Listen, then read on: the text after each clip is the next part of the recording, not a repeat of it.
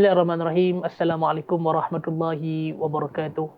Alhamdulillah wassalatu wassalamu ala asyrafil anbiya'i wal mursalin wa ala alihi washabbihi ajma'in. Alhamdulillah, episod kali ini dalam program Keadilan Mengaji akan membincangkan berkenaan dengan tafsir, iaitu kita akan mengupas surah ataupun ayat-ayat Al-Quran yang mana menafsirkan ayat-ayat tersebut, dan insya-Allah mudah-mudahan kita semua dan sidang penonton sekalian memperolehi manfaat.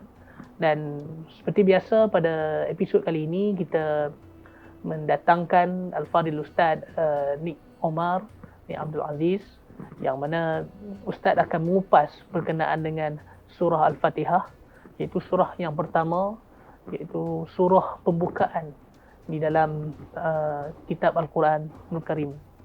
Seperti biasa, kalau kita lihat bahawa daripada kecil sehinggalah ke hari ini, bahkan dalam solat, kita akan sentiasa mengamalkan, iaitu surah Al-Fatihah. Dalam surah Al-Fatihah ini juga disebut sebagai surah Ummul Kitab, iaitu ibu kepada kitab Al-Quran ini. Jadi untuk itu, saya ingin bertanya kepada Al-Fadhil Ustaz, kenapa surah Al-Fatihah ini disebut sebagai Ummul Kitab? Silakan. Ya, terima kasih. Bismillahirrahmanirrahim. Alhamdulillahirabbil alamin wassalatu wassalamu ala Rasulillah Sayyidina Muhammad wa ala alihi wa sahbihi ajma'in. Allahumma rabbi shrah li sadri wa yassir li amri wahlul 'uqdatam min lisani yafqahu qawli. Pertamanya kita banyak-banyak bersyukur kepada Allah Subhanahu wa taala dalam setiap masa dan keadaan yang kita lalui. Semoga dengan kesyukuran kita ini akan dibalas oleh Allah SWT dengan pahala yang berganda. Yang keduanya, kita mendoakan semoga majlis ini juga termasuk sebagaimana hadis Nabi sallallahu alaihi wasallam, man salaka tariqan yaltamisu fihi ilman sahhalallahu lahu bihi tariqan ilal jannah. Sesiapa yang berusaha untuk mencari ilmu, yang mana pencarian ilmu tu dia menjadi salaka, menjadi suluk, seolah menjadi satu perjalanan dalam kehidupan dia. Dia habiskan masa dia untuk bekerja, untuk menampung kehidupan keluarga dia. Dia juga menjadikan kehidupan dia sebahagiannya adalah masa yang diperuntukkan untuk tambah ilmu dan kefahaman, yang mana dengan itu dia menjadi laluan seseorang untuk mudah untuk mendapat syurga Allah Subhanahu wa taala.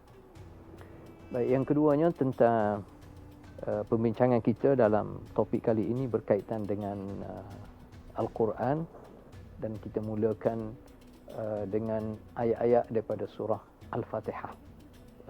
Al-Fatihah dia memberi makna pembukaan. Asasnya kerana surah Al-Fatihah adalah surah pertama daripada Al-Quran. Dan kita tahu ayat-ayat suci Al-Quran daripada surah Al-Fatihah ini kita sentiasa ulang di dalam solat kita, antaranya menggambarkan pentingnya isi kandungan yang ada di dalam surah Al-Fatihah. Dan nama dia pun agak banyak, pelbagai, menggambarkan kepentingannya. Antaranya sebagaimana disebut adalah Ummul Kitab. Ummul Kitab maknanya di sudut bahasa ibu ataupun mak kepada kitab ini. Disebut dalam bahasa Arab ada mak ataupun ibu. Kenapa tidak disebut Abul Kitab, ayah kepada kitab? Dia kadang-kadang nama ni diberi untuk memudahkan kita manusia, hamba Allah ni memahami apa sebenarnya tuntutan daripada setiap nama itu, termasuk Ummul Kitab. Al-Fatihah dipanggil Ummul Kitab kerana biasanya dan amo juga berpandu kepada tafsir sebenarnya, tafsir yang telah ditulis dirakam kembali oleh Pertubuhan Alim Rabbani, yang mana Tok Guru selepas dia kembali daripada luar negara di India, Pakistan dan Mesir, antara kerja dia yang utama adalah menyebarkan ilmu, termasuk dalam bidang tafsir lah. Jadi tafsir dia semenjak puluhan tahun yang lalu, kerana dikumpulkan oleh alim Rabbani, dan dia menjadi salah satu rujukan utama lah. Dalam tu almarhum yang Datuk Guru sebut, sebab apa disebut Fatihah ni Ummul Kitab. Antaranya sebab tabiat kita, Allah Ta'ala jadikan kita ni lelaki dan perempuan, suami dan isteri. Kerja suami kebiasaannya setiap pagi dia akan keluar daripada rumah dia. Keluar pagi, balik petang, balik malam, kerana menunaikan tanggungjawab dia sebagai ketua keluarga untuk menampung rezeki kehidupan keluarga, isteri dan anak-anak serta orang di bawah tanggungannya.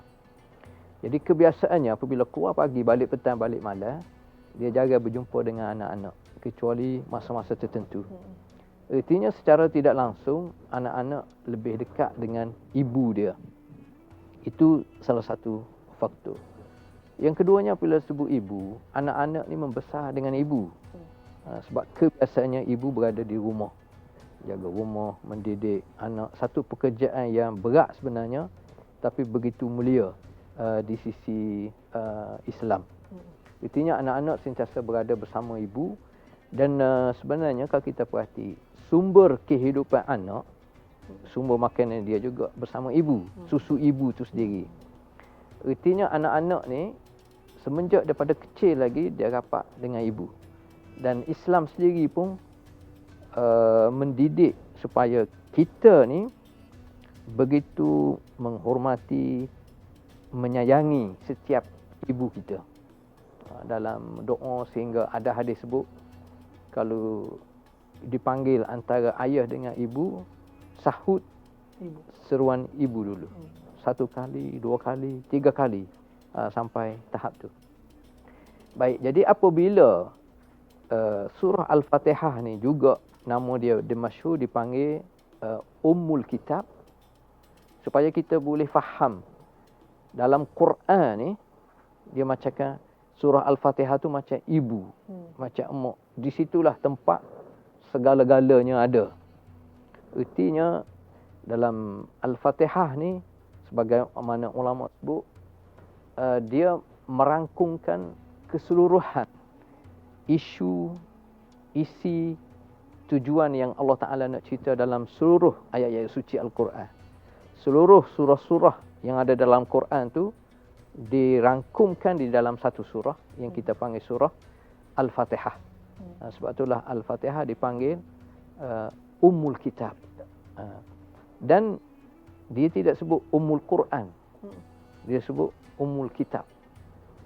Supaya kita faham, apabila kita sebut Al-Quran, dia tabiat Al-Quran ni mesti dibaca.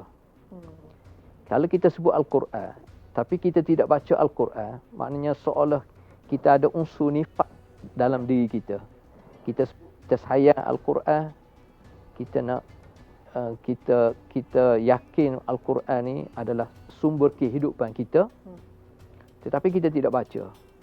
Sedangkan bila sebut Quran, maknanya qara'a yaqra'u qira'atan fa huwa Qur'anan.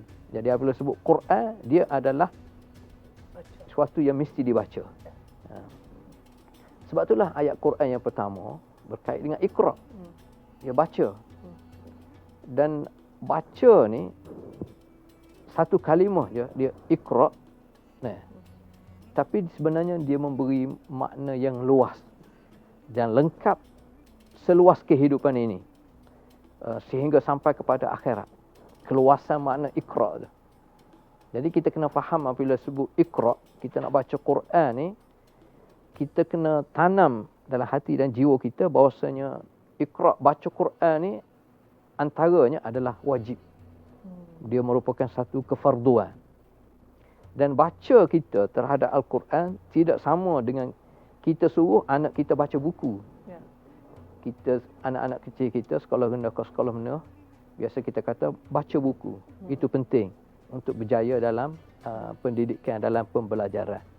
Kalau anak kecil kita umur 7 tahun, kita suruh dia baca sesuai dengan apa yang dia faham. Dan dia dapat mengikut tahap pemikiran dia. Tapi Allah Ta'ala apabila suruh kita baca, tentunya melalui perantaraan Nabi kita Muhammad SAW, Iqra, maknanya baca ni sehingga kita boleh faham. Itu maksud Iqra yang sebenar. Contoh sebagaimana nikmat muka dan mulut yang Allah Ta'ala bagi pada kita. Mulut ni, kita sebut mulut, dalam mulut tu ada susunan gigi-gigi, ada lidah, ada lelangit dan dia bersambung dengan kerongkong. Kita tanya apa tujuan Allah Ta'ala cipta mulut?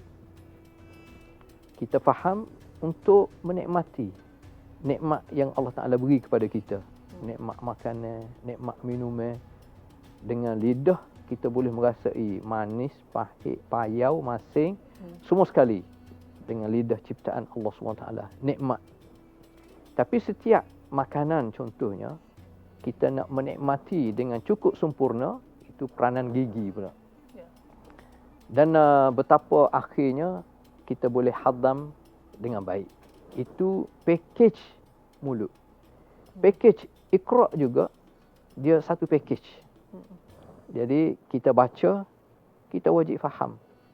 Dan kita wajib beramal. Dan wajib sebenarnya kita sebar kefahaman kita, ilmu kita mengikut kemampuan masing-masing. Dan semuanya kita buat lillahi ta'ala. Ikhlas. Dia berkait dengan niat tadi. Itu Iqra. Dan itu sebenarnya yang ada di dalam Ummul Kitab. Dan dipanggil kitab, kalau tak di Quran kerana dibaca, kitab ni kerana dia bertulis. Sebab itulah ayat pertama, kedua dalam surah Al-Baqarah, Alif Lam Mim, Zalikal Kitab. Kitab ni maknanya ditulis. Maknanya selain daripada dia dihafal, ditulis. Dan ditulis ni, kalau ikut setengah ulama kata, bermula daripada Lauh Mahfuz lagi. Ditulis. Ertinya, dibaca, dihafal, ditulis lengkap. Al-Quran yang menjadi panduan dalam kehidupan kita. Jadi Al-Fatihah, surah Al-Fatihah antaranya dipanggil Ummul Kitab. Baik, sidang penonton sekalian, bagaimana tadi kita lihat, iaitu Ustaz menyentuh berkenaan dengan dan mengupas secara ilmiah yang berkaitan dengan Ummul Kitab ini, agar kita faham bahawa dia merupakan satu surah yang menjadi pembukaan kepada kita. Bahkan dalam setiap perkara yang kita lakukan pun, surah Fatihah ini merupakan peneman kepada kita. Setiap perkara yang kita, baik di majlis ilmu, baik di mana-mana sekalipun, kita akan memulakan perkara tersebut dengan membaca surah Al-Fatihah. Jadi saya rasa sudah memadai untuk kita memahami kenapa dipanggil sebagai Ummul Kitab. Dan insya-Allah selepas ini kita akan mengupas dengan lebih lanjut berkaitan dengan surah Al-Fatihah. Nantikan.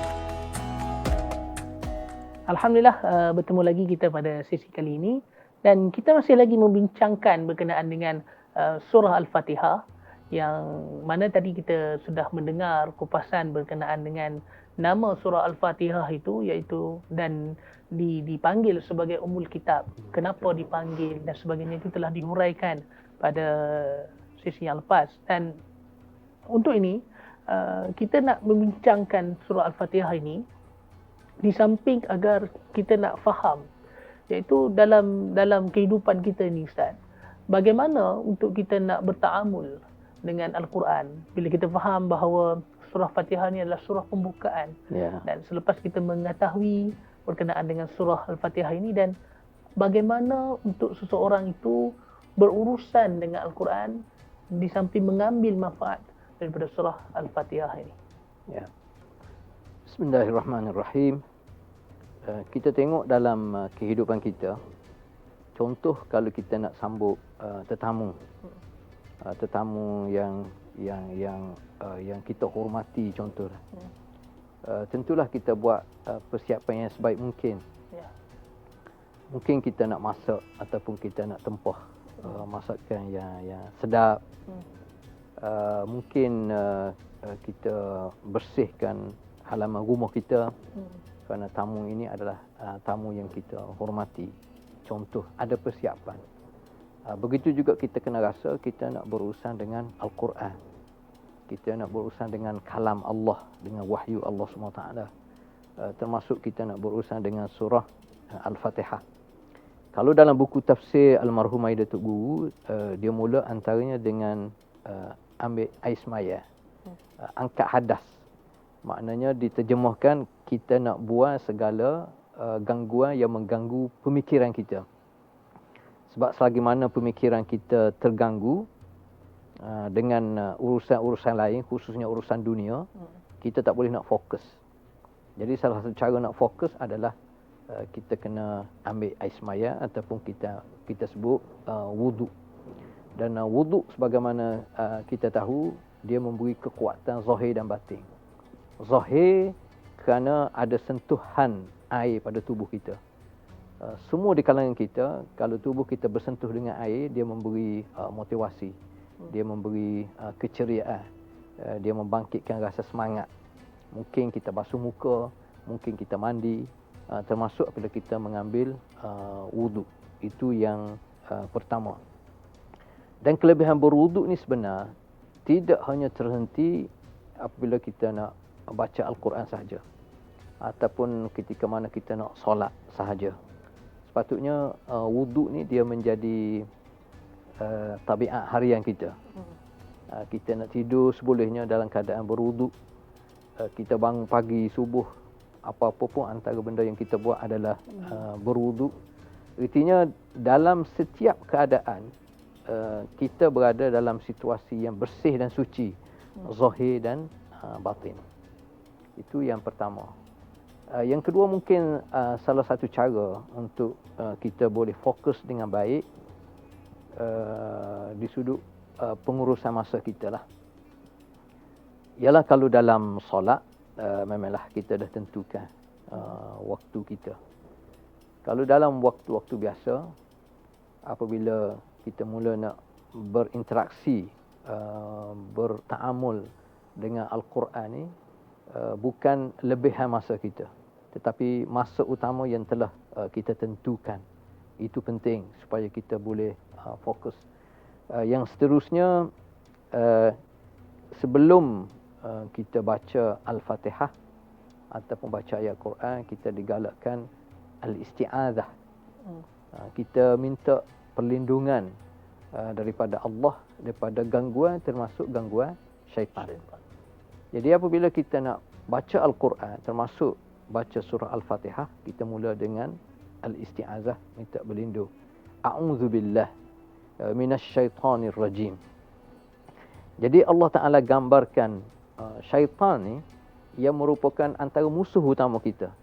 Allah Ta'ala sebut, innasyaitana lakum aduwwun fattakhidhuhu aduwwah. Syaitan ni memang musuh kita. Jadi Allah Ta'ala minta kita jadikan syaitan sebagai musuh utama kita. Kalau syaitan kata A, kita kena kata B. Syaitan suruh buat C, kita kena buat D. Sebab dia merupakan musuh utama kita. Dan syaitan digambarkan ar-rajim, yang direjam. Kalau istilah orang Kelantan disebut yang ditagur. Istilah yang Tok Guru sebut dalam tafsir dia. Bagai bahasa kena tagur. Jadi syaitan ni tagur dengan tanah. Rejam rejam. Macam orang buat haji, dia nak melontar. Dia kena niat, bukan nak lempar batu tu pada dinding, tapi seolahnya pada syaitan. Jadi ar-rajim. Ar-rajim juga memberi makna al-bu'd an rahmatillah, menggambarkan syaitan ni jauh daripada mendapat rahmat Allah Subhanahu Wa Taala. Jadi kita tak boleh berkawan dengan syaitan. Sebab kita berkawan dengan syaitan maknanya kita berada dalam situasi jauh daripada rahmat Allah. Untuk mendapat rahmat Allah kita kena halau syaitan.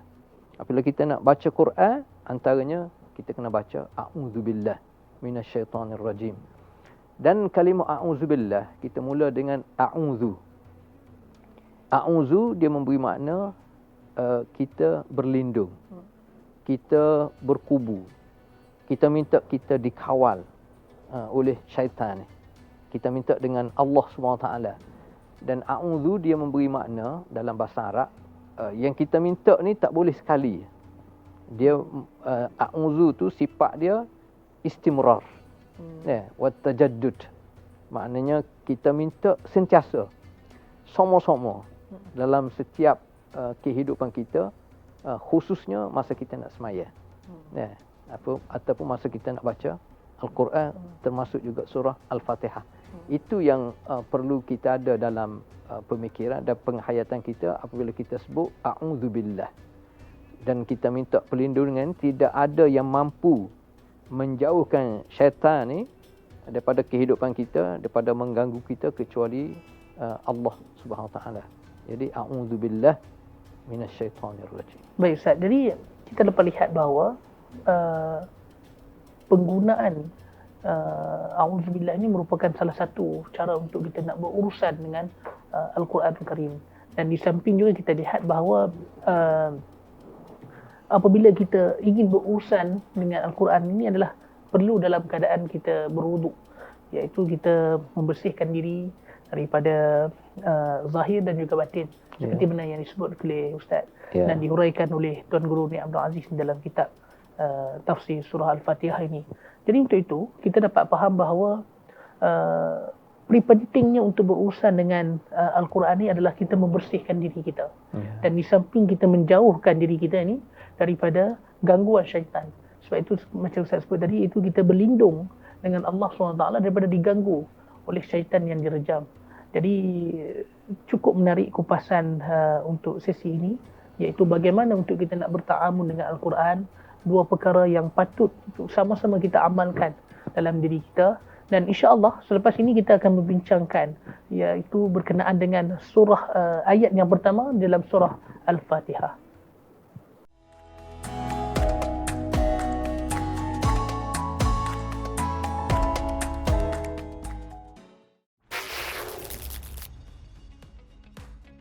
Saya membesar pada tahun 90-an. Jadi Rakan Muda ni adalah identiti ataupun jenama yang sangat kuat pada waktu itu. Apa saja aktiviti, kalau kita tengok dekat mana-mana pun ada Rakan Muda.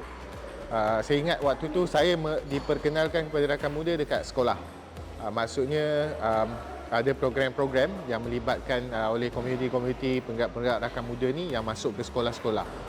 Termasuklah buat mural, aktiviti-aktiviti kebudayaan dan sebagainya. Itu antara pengalaman lah yang saya ingat sedikit sebanyak. Program Rakan Muda yang kita beri nafas baru kali ini adalah sebuah program Rakan Muda yang kita nak jadikan sebagai flagship lagi sekali oleh Kementerian Belia dan Sukan, dan kita nak bagi tumpuan kepada seluruh lapisan belia yang ada minat berbeza-beza ni. Jadi 10 bentuk aktiviti ataupun 10 cabang rakan-rakan muda ini akan kita aktifkan daripada desa ke bandar, semua tempat, supaya semua orang ada platform untuk mereka berpartisipasi. Itu antara perancangan terbaru, dan kita pastikan 10 cabang rakan muda ini adalah yang boleh menepati minat terutama golongan muda. Dia mudah saja, sesiapa saja yang berusia antara 15 ke 30 tahun boleh sertai Rakan Muda.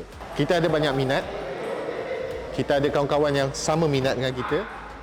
Kita nak buat aktiviti yang berkaitan dengan minat kita. Jadi inilah dia tempat sekurang-kurangnya untuk anda explore dan kembangkan lagi bakat atau minat anda dalam satu-satu bidang.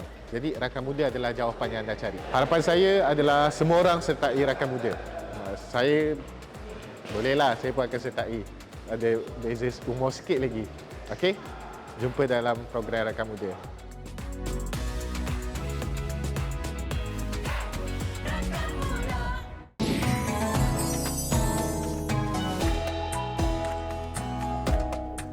Alhamdulillah, bersyukur pada Allah SWT, kita berjumpa lagi dalam sesi kali ini. Kita masih lagi membincangkan berkenaan dengan surah Al-Fatihah, dan sebentar tadi Al-Fadhil Ustaz telah menjelaskan berkenaan dengan bagaimana untuk kita nak bertaamul dengan Al-Quran, dan di samping Al-Fadhil Ustaz turut menjelaskan iaitu kita perlu dalam keadaan berwuduk, dan pada masa yang sama kita perlu melazimi untuk membaca A'udzubillahi minasyaitonirrajim. Dan pada kali ini kita akan memberi fokus kepada surah Al-Fatihah ini. Apabila kalau kita lihat dalam surah tersebut, Allah SWT memulakan ayat ini dengan menyebut Bismillahirrahmanirrahim. Ya. Jadi Ustaz, soalan saya secara ringkasnya saya ingin bertanya, apa hikmahnya Allah Ta'ala meletakkan Bismillahirrahmanirrahim ini sebagai ayat yang pertama dalam surah Al-Fatihah? Ya. Ayat pertama dalam Al-Fatihah, Bismillahirrahmanirrahim. Dengan nama Allah yang Maha Pemurah lagi Maha Penyayang ataupun Maha Mengasihani. Baik, sebahagian ulama dia sebut dalam ayat ini dia mula dengan huruf ba. Jadi ada keunikan, ada kelebihan yang ada pada huruf ba. Allah Ta'ala guna huruf ba, Bismillah, B. Sebagaimana ada kelebihan dan keunikan pada huruf alif, alif pada Allah. Jadi ba bermulanya ayat pertama daripada surah Al-Fatihah.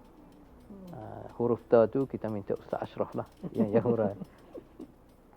Bismillah maknanya ba tu dia termasuk, kalau dalam bahasa Arab, asasnya disebut isim, fi'il, haraf. Nah. Isim dan fa'il dalam bahasa Arab dia boleh, kalimah dia tu boleh bergantung atas diri sendiri. Adapun haraf ni, huruf ni, sebab dia satu huruf, dua huruf, jadi dia perlu bergantung dengan orang lain. Tetapi dalam ayat ini tidak ada mukaddimah, tidak ada kalimah sebelum ba tu. Jadi di situ ulama sebut, termasuk dalam buku Almarhum Datuk Guru ni dihurai supaya Allah Ta'ala nak didik kita supaya setiap apa yang kita buat mesti kita kena ingat Allah Subhanahu Wa Ta'ala. Maknanya Bismillah, contohnya kita nak makan, kita nak minum, kita nak tidur, kita nak pergi kerja, semua dengan nama Allah. Jadi kalau Allah Ta'ala sebut sebelum kalimah ba tu ada kalimah lain, jadi terlalu banyaklah kena tulis. Akulu, ana, semua aku nak tidur, aku nak makan, aku nak buat kerja. Jadi Allah Ta'ala tinggalkan itu, tapi yang pentingnya bermula dengan ba, dengan nama Allah. Artinya kita niat mesti jelas apa saja yang kita buat. Jadi sama dengan hadis innamal a'malu binniyat. Semua mesti ada niat, ada tujuan dia, ada matlamat dia. Jadi bismillah, dengan nama Allah. Allah Ta'ala sebagaimana kita tahu dia adalah satu zat yang terangkum padanya kewujudan, keagungan, kesempurnaan yang dia tonjolkan, termasuk ciptaan dia terhadap dunia dan seluruh makhluk Allah SWT, yang menyebabkan kita perlu bergantung sepenuh kepada Allah SWT. Sebab itulah Allah ni dipanggil Al-Khaliq. Selain daripada Allah, ma siwallah dipanggil Al-Makhluk. Jadi kita manusia dan seluruh makhluk semuanya dipanggil makhluk. Allah Ta'ala tak dipanggil makhluk tapi dipanggil Al-Khaliq. Sebab dia yang mencipta keseluruhan alam ini dan segala yang berkaitan dengan kehidupan kita. Yang ditakbirkan dengan ayat fama bikum min ni'matin faminallah. Apa saja nikmat yang kita rasai sehingga saat ini. Kalau kita hidup atas dunia 50 tahun dah kita merasai nikmat ni. Nikmat kehidupan, nikmat keamanan, nikmat boleh merasai nikmat makan, minum, nikmat kita guna mata kita, telinga kita, semua sekali yang berkaitan dengan kehidupan kita semua datang daripada Allah Subhanahu Wa Taala. Jadi macam mana kita nak balas nikmat yang begitu banyak? Wa in ta'uddu ni'matallah la tuhsuha. Jika kita nak bilang satu-satu nikmat Allah, memang tak terbilang. Terlalu banyak. Sudah cukup nikmat itu kita tengok pada diri kita. Tak perlu kita tengok pada makhluk lain. Tengok pada diri kita pun kita tak boleh nak bilang dah. Terlalu banyak nikmat Allah SWT. Jadi macam mana kita nak takbir kesyukuran kita terhadap nikmat Allah SWT, antaranya apa-apa pun kita sebut bismillah dengan nama Allah. Baik kita tahu Allah Ta'ala dia mempunyai nama yang begitu banyak, sifat yang begitu banyak. Cuma antara hadisnya sebut 99 nama dia. Daripada banyak-banyak nama Allah, Allah Ta'ala pilih dua sifat dia, dua nama dia, iaitu Ar-Rahman, Ar-Rahim. Mesti ada hikmah dia, ada tujuan dia, ada matlamat daripada Allah SWT. Jadi di sini ulama kaji. Sebab apa? Sebab Allah Ta'ala antara hikmah dia, dia nak tonjolkan. Apabila kita sebut, kita ingat Allah Subhanahu Wa Taala, kita kena rasa di sinilah datangnya kasih sayang. Di sinilah datangnya rahmat. Di sinilah datangnya kesian belah Allah kepada seluruh makhluk dia. Daripada banyak-banyak rahmat Allah Subhanahu Wa Taala, hanya satu bentuk rahmat yang Allah Ta'ala beri kepada makhluk di atas dunia. Yang baki lagi, rahmat yang pelbagai itu Allah Ta'ala nak tunggu di akhirat kelak. Betapa rahmatnya, kasih sayang dan kesian belah Allah kepada makhluk dia, maknanya termasuk kepada kita lah. Jadi apabila kita ingat tu, kita sebut Bismillah, Allah ni antara sifat dia Ar-Rahman, Ar-Rahim. Jadi daripada asal kalimah yang sama, Ra, Ha, Mim, lahirnya Rahman, lahirnya Ar-Rahim. Kebiasaannya kita diterjemahkan Ar-Rahman, maknanya rahmat Allah, kasih sayang Allah ni kepada seluruh makhluk dia semasa hidup atas dunia ini. Jadi macam mana manusia nak faham rahmat Allah SWT yang Allah Ta'ala sebut tujuan utama dia utus Nabi kita Muhammad SAW adalah untuk menyebarkan rahmat Allah. Wa ma arsalnaka illa rahmatan lil alamin. Sebab Allah Ta'ala tahu tanpa panduan manusia tak boleh nak menilai rahmat Allah Ta'ala ni, kasih sayang Allah Ta'ala. Kena ditunjukkan. Jadi sebab itulah diturunkan Al-Quran, diutuskan Nabi kita Muhammad SAW.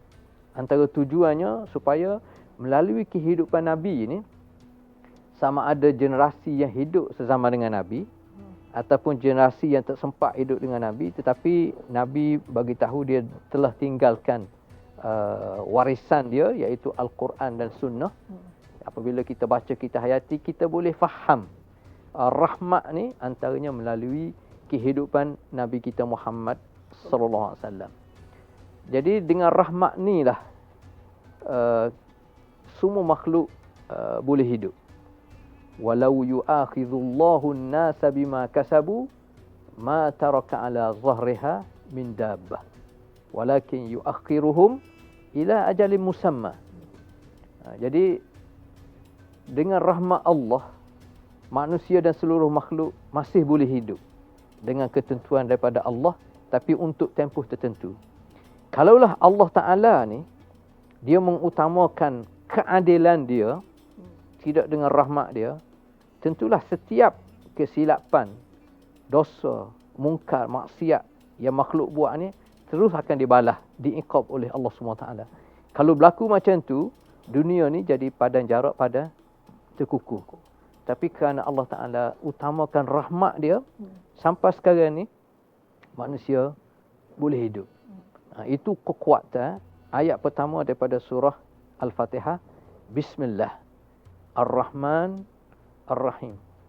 Dan Ar-Rahim ni Allah Ta'ala nak gambarkan kepada kita, rahmat dia ni berterusan. Nikmat yang Allah Ta'ala bagi ni dia berterusan sampai ke akhirat. Adapun nikmat kita atas dunia ni, walaupun kita rasa seronok, kadang-kadang keseronokan tu menyebabkan kita lupa pada Allah kerana kita tenggelam dalam keseronokan hidup atas dunia. Tapi semua sekali nikmat tu terputus, munqati', terputus. Sedangkan Allah Ta'ala apabila dia nak bagi nikmat kepada hamba dia, nikmat yang berterusan. Atas dunia tidak ada nikmat yang berterusan. Yang berterusan hanya sampai ke akhirat. Sebab itulah digambarkan syurga ni khalidina fiha abada. Kekal dalamnya selama-lamanya. Itu nikmat yang sebenar.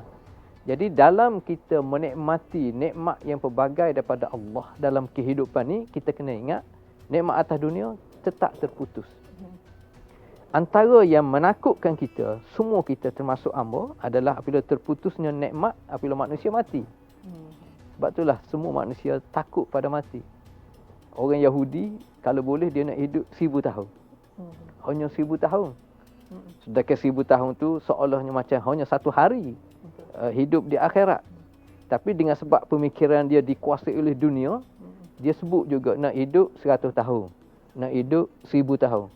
Apa yang manusia boleh buat hidup dalam masa 1000 tahun? Sedangkan hidup 70 tahun, 80 tahun pun dah letih. Kita nak bawa tubuh badan kita. Kebiasaannya orang dah uzur, orang dah sakit, orang dah perlu bantuan daripada orang lain. Dari satu sudut seolah menyusahkan dari satu sudut. Sebab itulah Allah Ta'ala beri rahmat dia kepada umat Nabi Muhammad SAW ni. Nabi kata, A'mar ummati baina sittin wa sab'in. Umat aku biasanya umur dia sekitar 60 dan 70 tahun. Artinya apabila kita baca ayat Bismillah, sifat Allah Ar-Rahman, Ar-Rahim. Ar-Rahman untuk keseluruhan makhluk dia.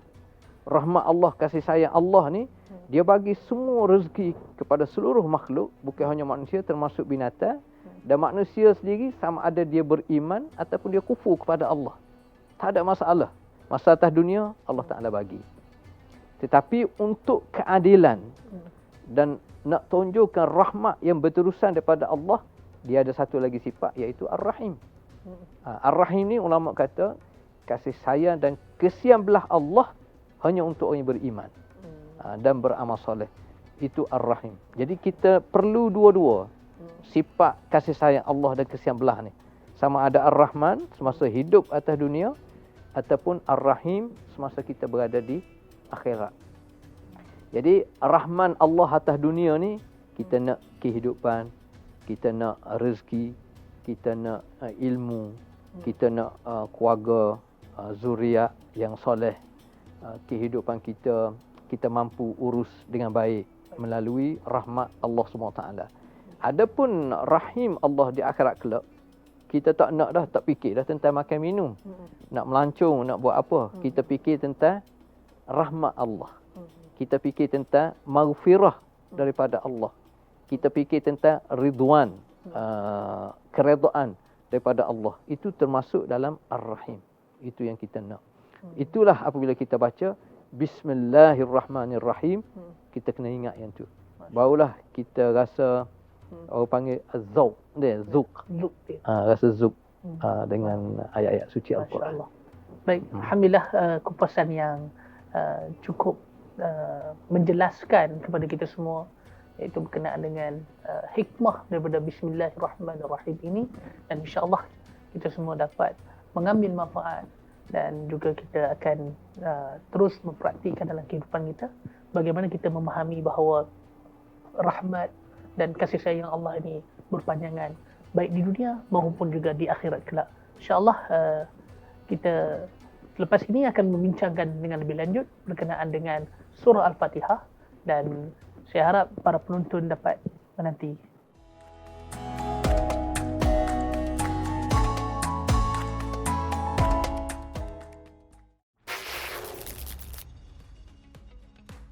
Untuk makluman, saya telah bersama dengan rakan muda ini sejak di awal pengenalan rakan muda pada tahun 1994 lagi, di mana pada masa itu saya bertugas di bahagian pembangunan sukan. Sejak tahun 2011 lagi ataupun daripada 2008 sehingga 2011 saya pernah bertugas sebagai pengarah cawangan gaya hidup, dan antara aktiviti-aktiviti utama di bawah cawangan kita pada masa tersebut adalah program Anugerah Remaja Perdana Rakan Muda ataupun dikenali sebagai ARP. Memang benar KBS dan juga Jabatan Belia dan Sukan Negara telah merancang untuk mengembalikan semula rakan muda kepada para belia. Kita akan lancarkan rakan muda ini pada 25 hari bulan Jun ini di Depta UKM, dan untuk kita mengembalikan semula rakan muda kepada zaman kegemilangan rakan muda kepada seluruh warga belia-belia kita. Rakan muda ini boleh disertai oleh semua belia, iaitu dalam umur 15 hingga 30 tahun. Kita open kepada mereka, dan semua belia tanpa mengira jantina, tanpa mengira ras dan sebagainya, kita open kepada semua, asalkan mereka tu masih lagi berumur dalam lingkungan yang saya sebutkan tadi. Harapan saya supaya semua belia yang ada untuk sama-sama menyambut program ini, dan sertailah program-program yang kita buat tersebut, di mana dengan kaedah ini mereka bolehlah menguruskan masa lapan mereka dengan lebih berfaedah dan lebih baik lagi lah.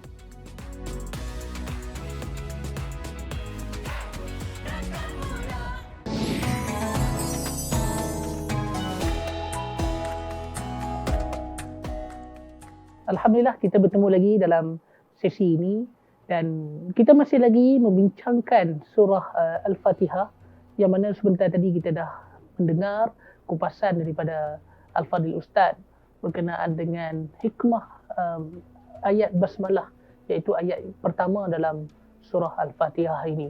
Untuk maklumat penonton sekalian, pembincangan surah Al-Fatihah pada hari ini tidak dapat menghabiskannya dengan tujuh ayat itu, Ustaz.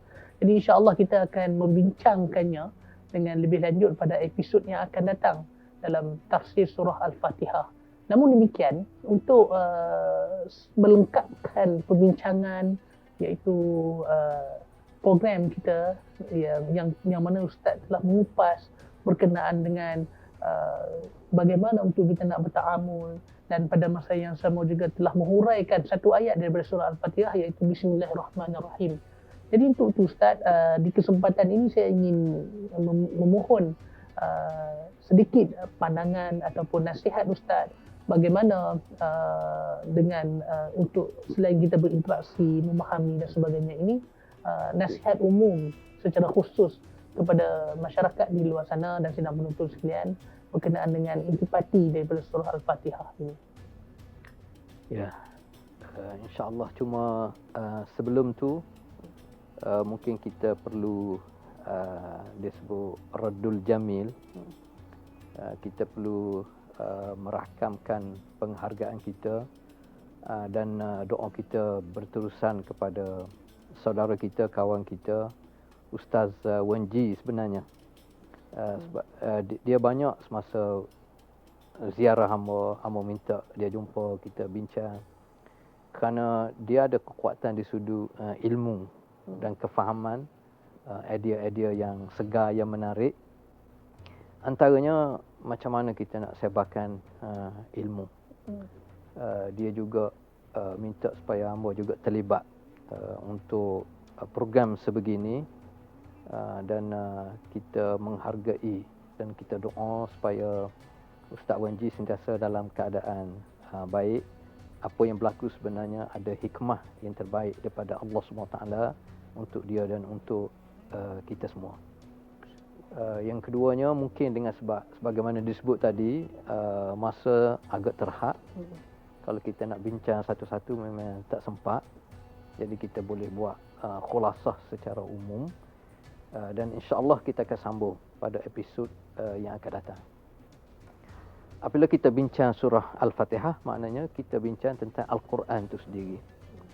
Dan Al-Quran ni kita kena rasa sebenarnya dia bukan sesuatu yang membebankan. Itu penting bagi kita. Semua kita dalam apa saja situasi keadaan, kita tak boleh rasa Quran ni sesuatu yang membebankan.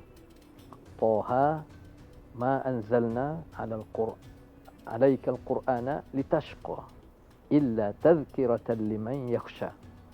Quran ni bukan sesuatu yang membebankan. Bahkan Al-Quran ni dia makanan untuk hati kita. Makanan untuk jiwa kita sebenarnya. Sebab itulah Al-Quran ni digambarkan sebagai hudan antaranya wa shifaan. Quran adalah syifa, antaranya dia penawar. Penawar. Kalau kita sakit, biasanya kita nak cari penawar. Ubat hospital ke, ubat kampung ke, apa dia pemakanan, minuman yang boleh menyegarkan kembali tubuh kita. Kita nak cari penawar. Kita kena yakin antara penawar asas adalah Al-Quran. Apabila kita baca Quran, apa saja ayat Quran sebenarnya, kita ulang, contohnya kita sentiasa sebut Bismillahirrahmanirrahim. Bismillahirrahmanirrahim. Kita kena yakin dia juga adalah syifa, penawar untuk kehidupan kita, untuk jiwa kita. Selain itu, asasnya Quran ni dia adalah sebenarnya hudan. Kalau kita berinteraksi, berkomunikasi dengan Quran, kita baca Quran untuk dapat pahala, ya. Tapi dia ada lebih lagi matlamat Al-Quran ni. Kalau kita baca Quran kerana kita nak halau syaitan, hantu contohnya daripada rumah kita, daripada gangguan kita, betul. Daripada kita merapu, kita baca ayat suci Al-Quran. Tetapi Quran ni ada lagi matlamat lain yang lebih tinggi. Quran sebenarnya adalah panduan, hidayah. Sebab itulah disebut zalikal kitab la raiba fi. Quran ni kita kena yakin sepenuhnya, tanpa ada sama-sama, tanpa ada ragu-ragu. Sebab apa? Sebab Allah Ta'ala beri jaminan khusus. Inna nahnu nazzalna dzikra wa inna lahu lahafizun. Allah Ta'ala yang menurunkan Al-Quran ni, antara nama dia adalah Az-Zikr, peringatan. Jadi Allah Ta'ala minta kita sentiasa ingat kepada Allah. Antara cara ingat kepada Allah dengan membaca Al-Quran. Sebab Al-Quran adalah Az-Zikr, peringatan. Kita baca Quran, kita ingat Allah. Kita baca Quran, kita ingat kehendak Allah SWT terhadap amar dia dan nahi dia. Arahan-arahan Allah dan larangan Allah. Antaranya kita tahu melalui Al-Quran. Jadi apabila kita baca Quran, kita mencari sesuatu.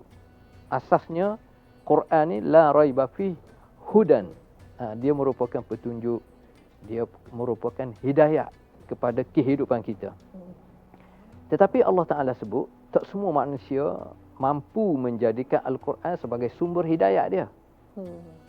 Maknanya, kalau kita nak jadikan Quran sebagai sumber hidayah, panduan dalam kehidupan kita, kita kena penuhi ciri-ciri yang dikehendaki oleh Allah SWT, iaitu sifat taqwa. Hudan lil muttaqin. Taqwa. Taqwa dalam bahasa Arab, kita tahu maknanya dia wiqayah. Macam mana kita nak jaga kehidupan kita, diri kita daripada berdepan dengan perkara-perkara yang kita tidak suka. Contoh, kita keluar di luar, hujan. Jadi macam mana kita nak jaga diri kita daripada hujan? Kita sedia payung. Kita bawa kereta, kita nak jaga daripada berlanggar aksiden apa semua sekali, kita jaga peraturan. Apabila sampai lampu hijau, kita pergi. Lampu merah, kita kena berhenti. Itu maknanya takwa. Kita guna kereta. Apa tujuan kita guna kereta? Adalah untuk kita mengambil manfaat daripada ilmu teknologi yang ada sekarang ni untuk memudahkan urusan kita. Dan memang kereta dicipta untuk memudahkan kehidupan kita, mempercepatkan segala kerja-kerja kita supaya lengkap. Sebab itulah dia ada steering, dia ada tayar, dia ada enjin. Dia ada minyak semua sekali. Tapi apa peranan brake? Brake tidak mempercepatkan, dia melambatkan. Di sudut bahasa, brake tu adalah takwa. Itu. Jadi kita hidup atas dunia ni, kita boleh buat apa saja, tetapi berpandu kepada Al-Quran. Sebab ada arahan, ada larangan daripada Allah SWT. Takwa. Jadi takwa ni secara mudah dalam hati jiwa kita rasa takut kepada Allah. Takut sehingga kita berusaha untuk laksana apa saja yang Allah Ta'ala suruh. Dalam masa sama kita tinggal apa saja yang Allah Ta'ala larang. Kalau ada sifat ni dalam diri kita, kita mampu menjadi Quran ni sebagai penawar pada kehidupan kita. Kita mampu menjadikan Al-Quran sebagai panduan untuk hidayah, panduan dalam kehidupan kita. Itu yang kita boleh sebut. Masya Allah, Masya Allah. Satu kulasah yang saya melihat cukup menarik dan amat menyentuh hati, yang mana kita perlu faham bahawa untuk menjadi seorang manusia yang bertakwa kepada Allah Subhanahu Wa Taala ini adalah dengan kita merasa takut kepada Allah Subhanahu Wa Taala, mengerjakan apa yang disuruh oleh Allah Subhanahu Wa Taala dan meninggalkan apa yang dilarang oleh Allah Subhanahu Wa Taala. Yang paling penting sekali Ustaz, saya rasa, iaitu daripada hati kita. Yang disebutkan dengan bersihnya hati dan sebagainya, itu adalah agar kita dapat melaksanakan tanpa hanya berkata di mulut saja. Ini yang penting. Dan sidang penuntut sekalian, saya rasa pun bersetuju dengan saya, iaitu untuk kita melaksanakan perintah Allah dengan penuh ketakwaan ini adalah dengan kita membersihkan diri kita, hati, sifat-sifat yang mazmumah yang ada dalam diri kita ini perlu dihakis secara baik agar kita dapat melaksanakan perintah Allah ini dengan sempurna, menjadi insan yang kamil. Dan untuk itu Ustaz, kita faham seperti yang telah dijelaskan di awal sesi tadi, iaitu masa amat mencemburi kita untuk kita nak berbincang berkenaan dengan surah Al-Fatihah ini cukup panjang, dan insya-Allah kita akan bawa sesi perbincangan ini di episod yang akan datang, masih lagi dalam surah Al-Fatihah, dan saya harap sidang penuntut sekalian dapat mengambil manfaatnya dan dapatlah sama-sama untuk saya dan sidang penuntut sekalian mempraktikkan apa yang disampaikan oleh Al-Fadhil Ustaz ini dalam kehidupan seharian kita. Jadi insya-Allah kita nantikan pada episod yang kedua berkenaan dengan tafsir surah Al-Fatihah. Assalamualaikum warahmatullahi taala wabarakatuh. Waalaikumsalam warahmatullahi wabarakatuh.